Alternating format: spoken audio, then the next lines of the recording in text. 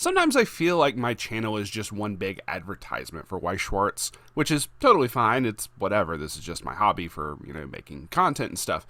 But there are times that I wonder what the hell else are other people also saying about the game, about Weiss. And today we're going to look into just that. I did something similar for this about 2 years ago, looking over the different various articles on TCGPlayer itself, and specifically searching up just Weiss Schwarz. I wanted to go over and see what articles people are posting about it. I say people, but more like just the one singular person. We'll talk about that in a second here. But hello everyone, welcome back to Base Damage. Hope you are all doing well. Like I said, I did this about 2 years ago. I want to say the video came out in like April of 2024. And I haven't taken a look back at this since then. I'm actually going to scroll down a little bit here and see if it does go all the way back to that. Funny enough, I want to say it might have been right around the time this dropped. There were a handful of articles, and some of them actually, I think, have been removed since then. Unless Homeboy just went back and decided to delete stuff, I don't know. But I did go through, and I was curious about what articles were up here, because there's not that many Weiss articles by comparison to the thousands upon thousands of, say, MTG or Pokemon or whatever here on TCGPlayer. But I guess that being said, I should go ahead and give a disclaimer. I'm not sponsored by TCGPlayer to like show off their article section or anything. I'm not like in cahoots with the one article writer up here about Weiss. I just wanted to take a look and see what's going on here. That being said, there's only one guy posting anything up here for Weiss. This is a guy named Drew Knapp, K-N-A-P-P. I'm assuming the K is silent, so Knapp.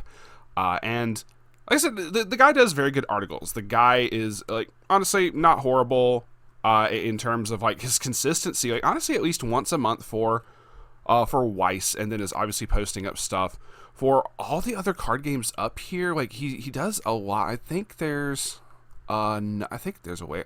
I mean, if I just scroll down, it's like a minimum of umpteen pages, like 15 pages worth of just going through all his various articles. A lot of stuff on MTG. Maybe the other ones just get cycled through at some point. Anyway, but Drew, if you ever see this and you are not comfortable with me posting these videos or whatever, looking over your articles, by all means, feel free to message me or reach out to me or something. I will happily remove whatever videos that you're not comfortable with for that. I just want to say that before we get into this. So I figured just start back from where I had left off. And there were a couple articles specifically up higher up that I do want to take a look at.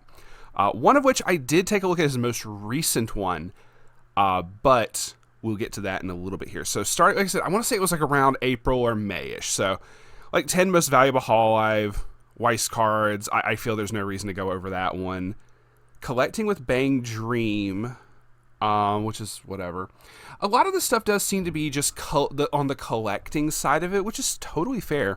There's one that just says Bushiroad games are the best way to collect anime. So obviously that's going to be talking about Weiss. I'm definitely not sponsored by Bushiroad to say that. I am simply reading the title. It really depends on the anime. That's whatever.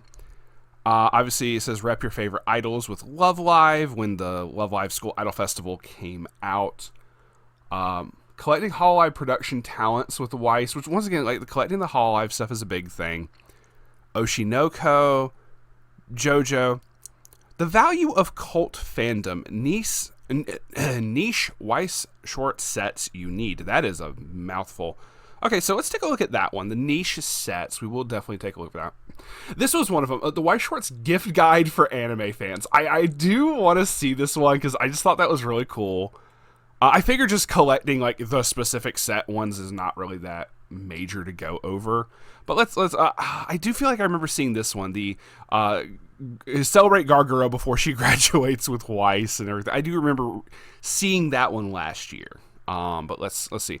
The value of cult fandom, niche sets you need. Obviously right off the bat, Quint's, Azure, and Kobayashi's Maid Dragon.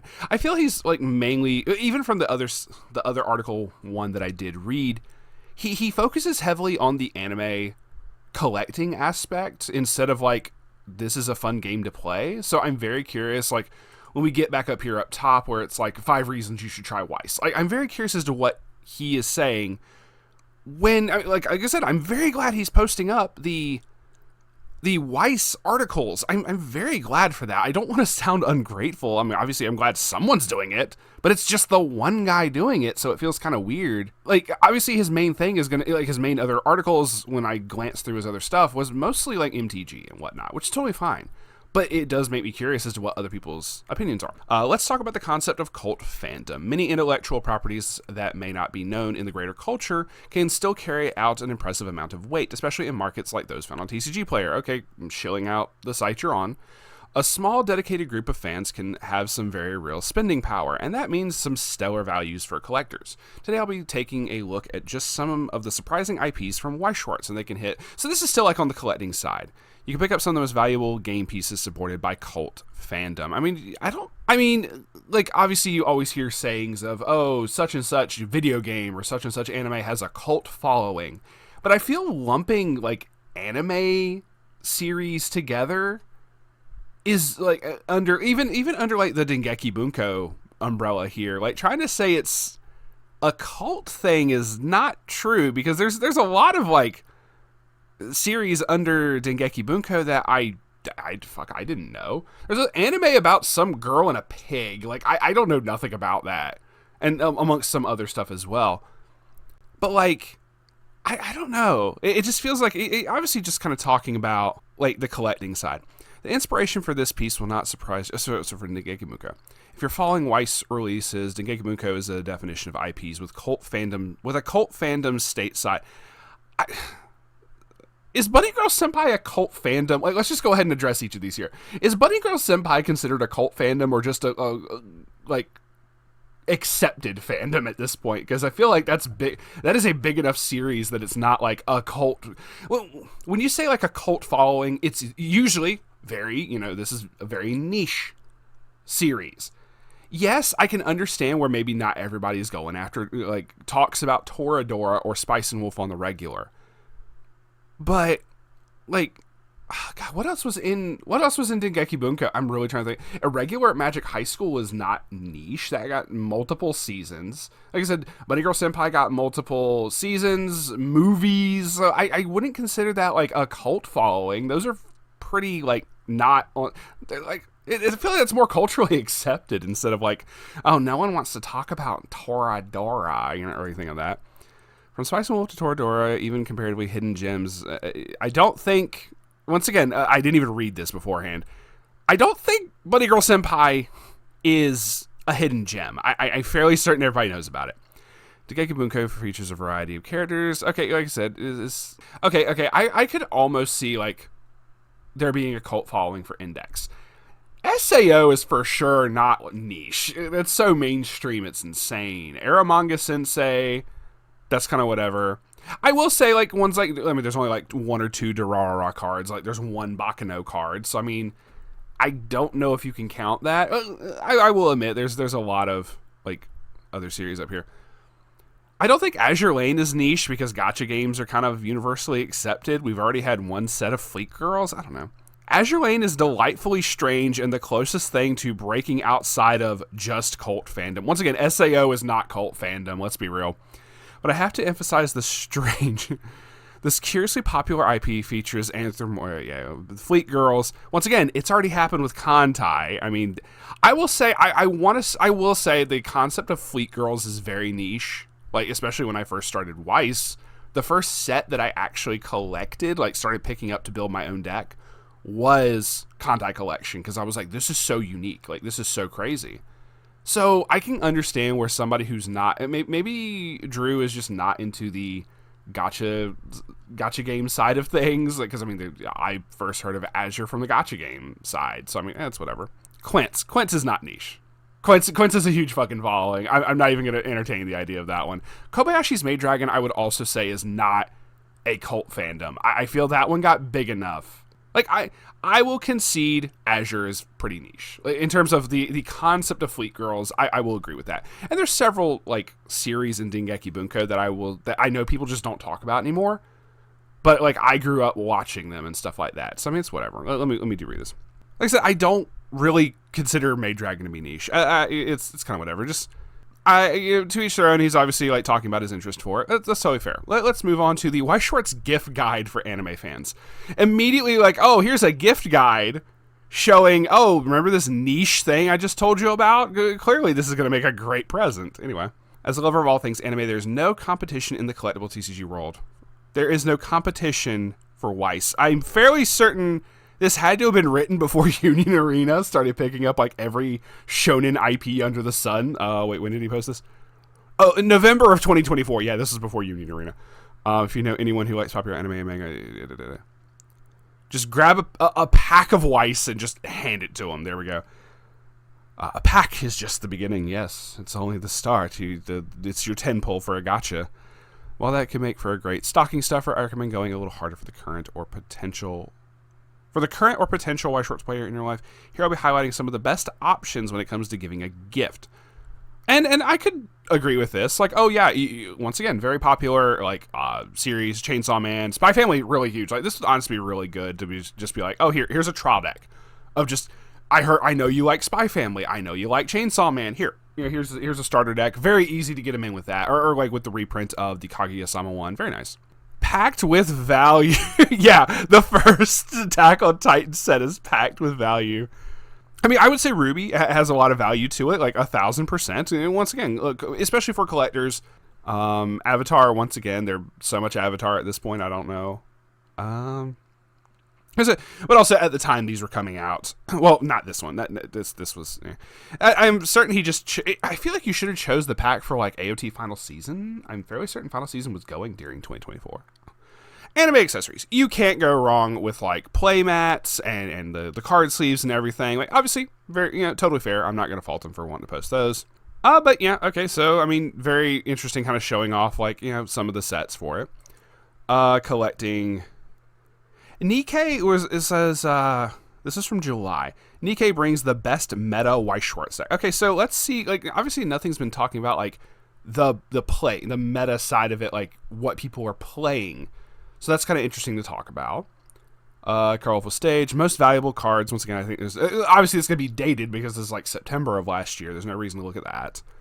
Like if you want to go read through some of Drew's articles yourself, by all means, feel free to go check it out. I do recommend it. 10 most expensive collectible cards from Volume 2 of Azure. Maybe we could look at whatever the most. So this is the most recent one back in March. The most expensive Weiss Schwarz cards right now. It's only like 2 months ago, so we could look at that one. But anyway, let's see. What is he talking about with the meta side? Talking about Nikkei. While Weiss Schwarz is best known for collector's market, especially for its fan service driven art style, it's more than just aesthetic cardboard. No, many of the beautiful cards are absolutely worth adding to a deck and taking to your locals. Okay, so we're actually talking about gameplay stuff here. Showing off that. The very first one is he obviously talks about is Modernia Biscuit. In particular, 2 decks have risen up from Nikkei to dominate the meta. Doggo Standby / Comeback Modernia. Just Modernia Biscuit. And 8-Gate Dorothy. No mention of Casino Rabbits. They take some of the most powerful synergies to be found in the set and run away with them, providing that some of the cutest girls with guns, and adorably their dogs, can do some damage. Obviously, Biscuit is very cute. Doggo Standby is my favorite of the 2 decks, in no small part to its ability to ultimately win off of Walk Training Biscuit, which is the level 3. Once again, people maybe tech like 2 copies at most. But we have to get through the early game and walk over the opposition with Biscuit and our cannid companions. All right, so then he kind of talks about playing in the deck. First use, Tia to cycle through, getting the Modernia level 1, combined with the Rappy level 0 to get possibly getting free stock with the Climax combo. Okay, so he understands how the deck plays and everything. Okay. Obviously highlighting the level 3 Alice, like I said, so he does know. Like Drew definitely knows how to play. Okay, I do like this though. Like obviously you're showing off some of the other stuff, but you can't use this. Not with Standby, you have to cast it from hand. He's talking about the Laplace nuke. He specifically is trying to talk about, oh no. So, I don't know, I say he knows how to play, but, okay, so let me click on the Laplace for real quick here. So maybe he's talking about, oh, I can cheat out an 11k where my opponent can't use events or backups from hand while she's attacking. Maybe that's more what he's talking about cheating out. I'm going to assume that is the case. because the Lapras has a clause. During the turn this card is placed on stage from your hand. When your character becomes reverse and you have 3 or more reverse characters, you can pay the cost, which is a huge cost.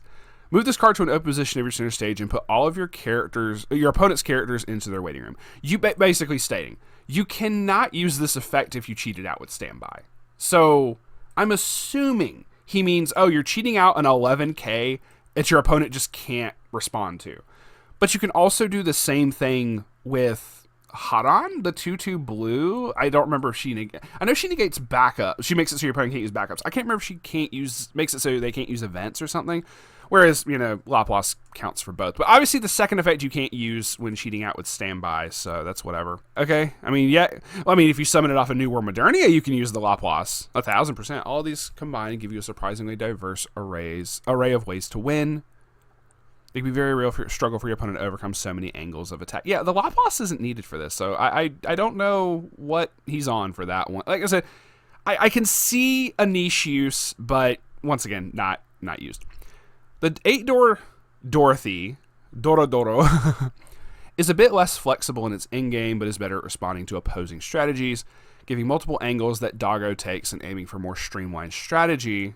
Like I said, no mention of Casino Rabbits, though. I honestly would have figured, if this came out around the time that Nikke was out, I would have expected someone to mention that, if nothing else. But, it's whatever. Okay, so, like I said, this was the most recent, most expensive Weiss. So let's take a look at that one. Let's talk about the Eminence and Shadow sweepstakes. The 5 reasons you should try Weiss. I definitely want to see what he says for that one. If all 5 points involve something for the collecting side, it's going to be a little disappointing. Collecting Eminence, Tomb, and this is the most recent one that I read, and obviously I feel this is major to talk about the most popular anime IPs in Weiss, especially because this is the most recent one, because it says May 19th, so literally last week as of the recording of this. Now, compared to the other one that he posted, Union Arena has a ton of different IPs, so I'm wondering if, I honestly don't remember reading through it if he mentioned Union Arena. So the most expensive cards in Weiss, this was as of March 2026. Yeah, this makes sense. It's like a top 10. So he does number 10 and then number 9. Okay, cool. You know what? That checks out as well. I'm very curious as to what it is, and maybe those prices have changed since this got posted. Before Magic got their hands on the IP, the best way to play with it, once again, it's in... actually, is Avatar also in Union Arena? That's a good question. I'll have to check out later. I don't know if it is, but I know it's in Magic. I still recommend Weiss Schwarz over Magic if you want to play Avatar, in part because the characters genuinely feel like they have more impact on the game here. Beyond that impact, the collector variants from Weiss also feel incredible. Once again, you're talking about the collector aspect of it. I will say, in terms of a lot of cards, this secret rare goes so hard. I will 1000% stand by that statement. This thing goes hard. This is so sick, especially if you're a fan of Avatar. So I wonder if he knows about Sokka being banned. I'm curious at how much Drew knows about the ban list. So. Ruby determined, obviously. This is just a hard card to find in general for the fucking normal version. It's either $15 when there is stock of it, or it's just non-existent on TCGPlayer half the time for the normal version, not even the SP version. But I do love the art for this. This is so sick. I will admit, even though it's a premium booster, they knocked it out the park with the SP arts and everything. I think they did a good job. I will give them credit for that one. Oh, yeah, Yoko, here we go. But anyway, Ruby... dedicated fan base, no small part of how spectacular Fight Court. Yeah. I do he's giving homage to, the choreography and everything, the great fight scenes from what Monty was able to do. Weiss Schwarz does a more than admirable job of making it feel like you're playing with these stellar characters. Okay, yeah, a very, very high praise. I will think that's really cool. Yeah, very much something like a holy grail for this. It just looks so good. All of the Ruby Girls art, SP arts like this, it looks so good. Anyway. The Yoko, yeah, this is... I feel so bad for this one. Story time with Cade. This is the runner from the trial deck. I kid you not, when I say when Gurren Lagann came out, I pulled this. I pulled this SP, and it was like $120, $150 at the time, and I sold it. I posted it and immediately sold like the next day. I'm not even kidding. And I feel so bad now. I wish I had held on to it, because being at like a grand, if I had known back then, I would have held on to it. But back then I was also, you know, broke college kid. I kind of needed it at the time. So you know what? Drew is going to get a lot of respect from me right here. Gurren Lagann is one of those rare shows that I can recommend to even non-anime fans. It's genuinely good, and that broad appeal has followed one of its most popular characters to rise in price above her peers. Once again, obviously giving high praise to Gurren Lagann. You know what, Drew? I appreciate you on that one. It doesn't get enough love. Oh, man. This is crazy. And like I said, she's super expensive, too. The Prince Ujin. Once again, talking about the collectability. Crossover between World War aficionados and lovers of anime girls is surprising. Yeah, that's fair. Yep, the Modernia First Affection. That makes a lot of sense. This is a crazy card. Oh, my goodness. Surprisingly, Modernia First Affection is the only Nikkei representative here. Interesting. Okay. But once again, I also don't like it's. I don't know how much of that has changed since 2 months ago. Also, like Volume 2 was announced before this. I'm fairly certain it was. So, going back, well, more Azure. So we have several instances of Azure up here. The Baltimore, literally for everybody who knows the one video of the guy, "Fuck you, Baltimore," and talking about going to like a car company. It's great. Look it up. Returns on sports rankings. Yeah. Free the free one is kind of big. This is the event. Is this the like the tournament? Like you had to win a regional to get this. Like this is gonna be very hard to get because you had to win a fucking regional. Yeah. As you may have noticed, I'm a little bit of an anime. I'm somewhat of an anime nerd myself. One might even say an otaku. Oh, we can say that around here. I'll own up to that, and with that in mind, I'll unequivocally say that Freerun has snuck into my personal top 5 anime of all time with ease. You know what? That's fair. Okay. And obviously the Okarun, with Dan to Dan, honestly, I really love the show. I love the manga for it. So I'm very happy for it to get the love that it has. Shout outs to Phantom Star. I know he likes some Shinano. Yeah, God, this is crazy. See, there's got to be more expensive stuff here. And obviously the last one is more... I forgot this art of New Jersey existed. I'm going to be completely real. Anyway, sorry, reading. What's it? So much Azure up here. Sometimes called the furry bump. What? Hold on. People love Fox Girls, and there is a special audience that will always pick up this kind of aesthetic above all others, called the furry bump. What? Are you trying to say like furry tax or something? Okay. In part due to that fuzzy popularity, I would call this the safest pickup out of the list as a whole. It seems unlikely that it will drop in value. Yeah, that's fair. I got no argument there. Gacha games will often dominate these lists, but you literally said Azure was a niche set in like one of the last articles we looked at. Come on. But it's such a niche set. Why does it have the price tag that it has? Anyway, all right. All right, and then the 5 reasons you should try Weiss. Beyond collectability, why Weiss deserves your time. Like I said, I really do hope he focuses more on like the gameplay aspect of it, because that's one of my biggest points when I'm talking to someone else. Like, hey, the collectability is huge. Like, 1,000%, I definitely bring that up when I'm introducing Weiss to them, because I show off like the SPs and everything. I talk about this with, like, if I go to anime conventions and if I go, am I vendoring at some place and I'm like, they're like, oh, what are those? Those are, what game is that? It's Weiss Schwarz. And I explain it to them. I show off like my SPs and stuff that I have because I'm selling my SPs and stuff at events. But I also tell them that I feel it's the most fair card game compared to Yu-Gi-Oh! And Magic the Gathering, which just tries to lock your opponent out. That just tries to tell your opponent, no, you're not playing the game. Weiss typically doesn't do that. So anyway. Okay, so let's just start from the very first. I would actually like to read this in its entirety. Weiss Schwarz is one of the most well-known IP-based games on the market. Once again, you know, Union Arena exists now. It is one of the best games for collectors, which is not something I'll argue with here because it's true. And it also often gets overlooked as well as a game. While the biggest upside to Weiss is its high collectible nature, more on that soon, so he's definitely going to talk about that in here. Let's break down all the reasons you should give this aesthetic game a try.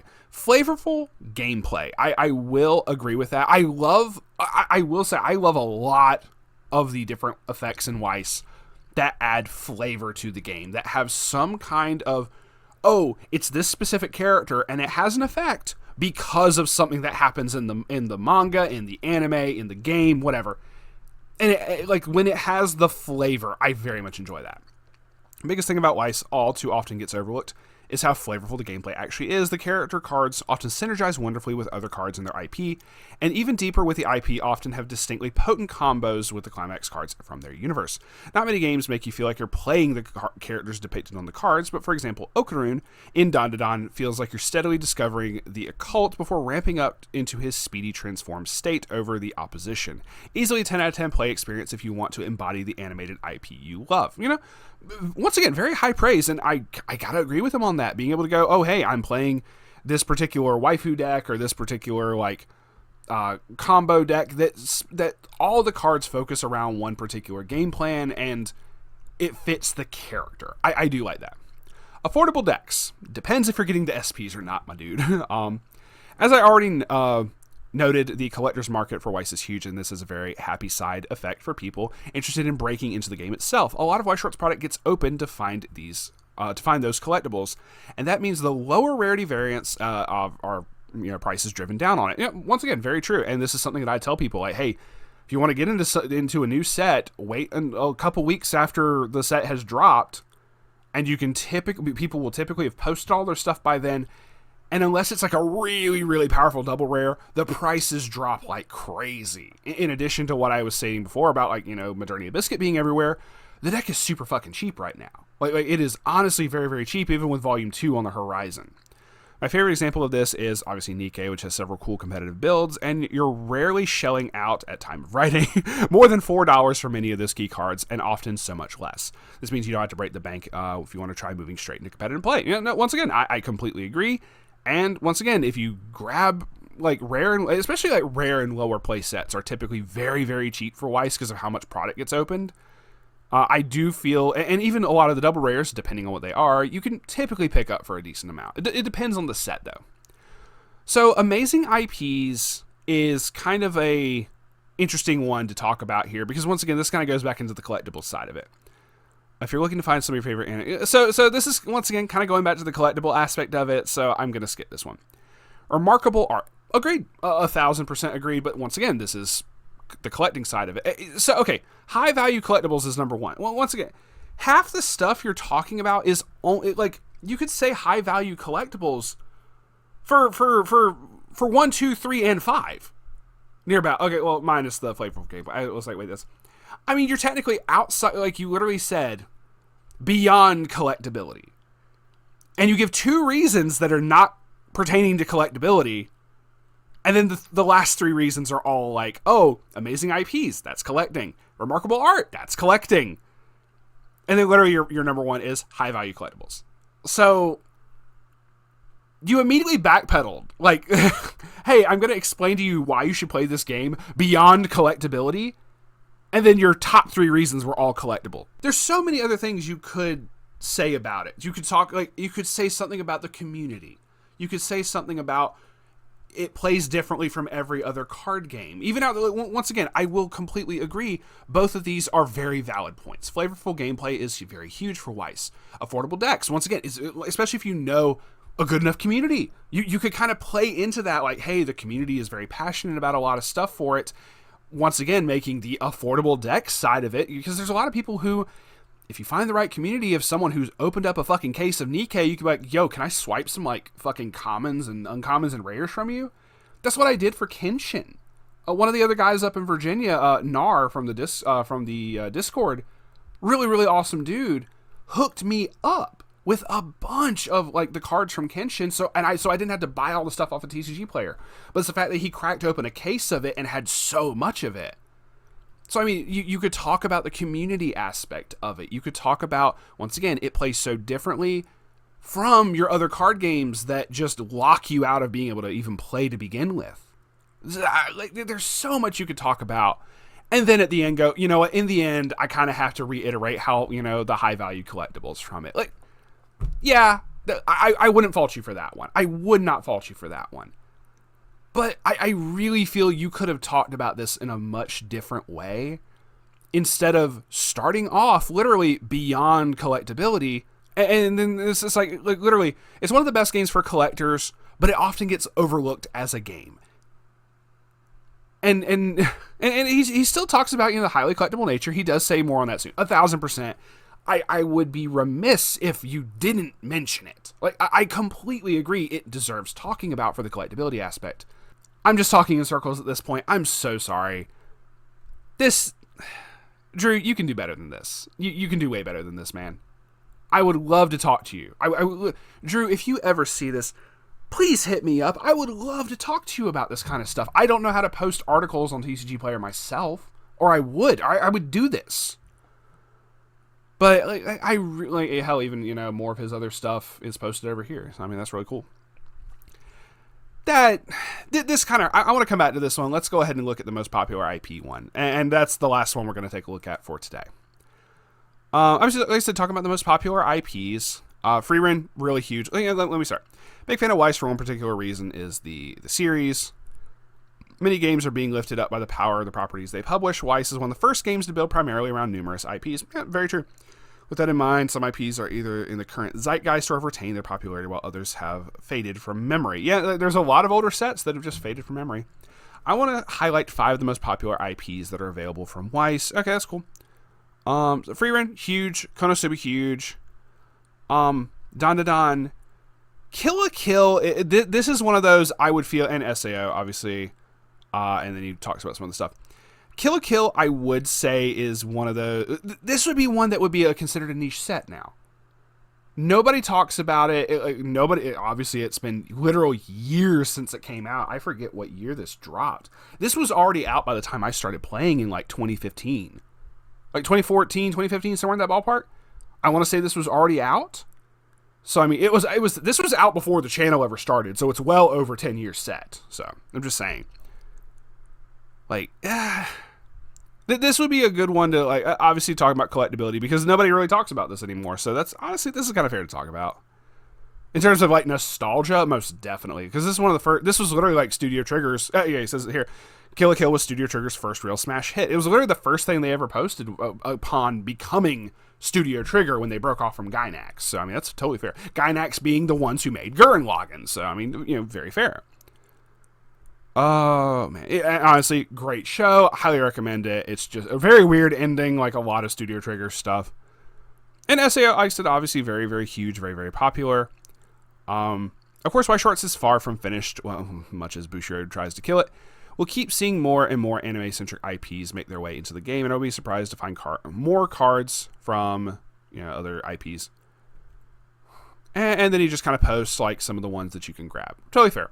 But coming back to this one, like I said, I feel like if you want to advertise talking about the gameplay, your top 3 reasons out of your 5 reasons that you're giving should not all be just collectible side of it. That's my biggest thing. I'm going to stop harping on it.